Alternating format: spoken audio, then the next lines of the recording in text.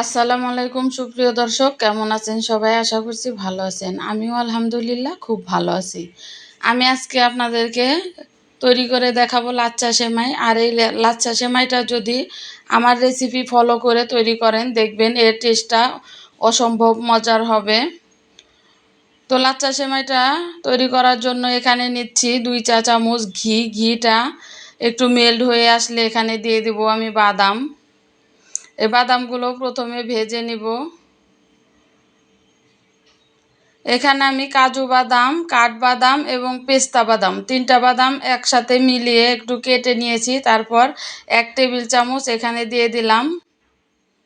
বাদামটা কিছুক্ষণ ভেজে নেওয়ার পর এখানে দিয়ে দিচ্ছি কিশমিশ 1 টেবিল চামচ। এই সব কিছু নেড়েচেড়ে একটু ভেজে নিয়ে আমি প্যান থেকে উঠিয়ে নেব। তো দেখতেই পাচ্ছেন সব কিছু অনেক ভালোভাবে ভাজা হয়ে গেছে। এখন আমি উঠিয়ে নিচ্ছি।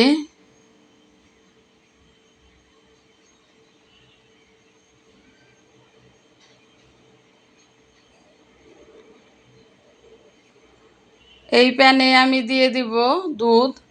এখানে আমি 1.5 লিটার দুধ নিয়েছি। আপনারা চাইলে এখানে 1.25 কেজি দুধ দিয়েও এই সেমাইটা বানিয়ে নিতে পারেন। এখন দুধটা ঠান্ডা থাকা অবস্থায় এখানে দিয়ে দিলাম 1/3 কাপ গুঁড়া দুধ। গুঁড়া দুধটা খুব ভালোভাবে মিশিয়ে নিতে হবে। দুধটা আমি মাঝারি আঁচে রেখে জাল করে নেব। এখন আমি দিয়ে দিচ্ছি 2টি ছোট এলাচ। এলাচের মুখটা আমি ফাটিয়ে নিয়েছি। দুধটাতে বলক চলে আসছে। এখন আমি এখানে দিয়ে দিব 1.25 কাপ চিনি। মিষ্টিটা আপনাদের পছন্দ অনুযায়ী দিয়ে দিবেন। যে যেরকম মিষ্টি খান সেরকম দিয়ে দিবেন। তবে আমার কাছে মনে হয় এখানে 1.25 কাপ চিনি যথেষ্ট। এখন আমি এখানে দিয়ে দিচ্ছি লবণ। এখন দুধটাকে খুব ভালোভাবে জাল করে নিতে হবে। তো আমি বেশ কিছুক্ষণ জাল করে চুলাটাকে বন্ধ করে দিলাম। এখন আমি যে 2টা এলাচ দিয়েছিলাম সেই 2টা এলাচ উঠিয়ে ফেলে দেব। দুধটাকে নেড়েচেড়ে একটু ঠান্ডা করে নেব। একদম গরম থাকা অবস্থায় সেমাইটা দেওয়া যাবে না, তাহলে একদম ভর্তা হয়ে যাবে। 1 প্যাকেট সেমাই নিয়েছি। এই 1 প্যাকেট সেমাই পুরাটাই আমি এখানে দিয়ে দিচ্ছি।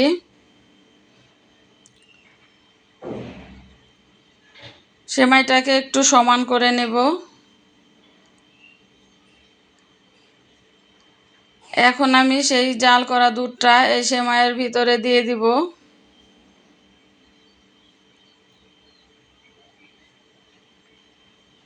একটু মিশিয়ে নিয়ে আমি 10 মিনিট এভাবে রেখে দেব। এতক্ষণে লাচ্চা সেমাইটা একদম সেট হয়ে যাবে। তো ফিরে আসলাম 10 মিনিট পর। এখন আমি সেই ভেজে রাখা বাদামগুলো উপরে দিয়ে দিচ্ছি। লাচ্ছা সেমাই তো আমরা কম বেশি সবাই রান্না করতে জানি, কিন্তু এক একজন এক এক রকমভাবে লাচ্চা সেমাইটা রান্না করে থাকি। যদি আপনারা হুবহু আমার এই রেসিপিটা ফলো করে লাচ্চা সেমাইটা রান্না করেন, তাহলেই দেখবেন এই লাচ্চা সেমাইটা খেতে কতটা ভালো লাগে। তো আমার এই রেসিপিটা যদি আপনাদের ভালো লাগে তাহলে প্লিজ লাইক, কমেন্ট এবং শেয়ার করে দেবেন।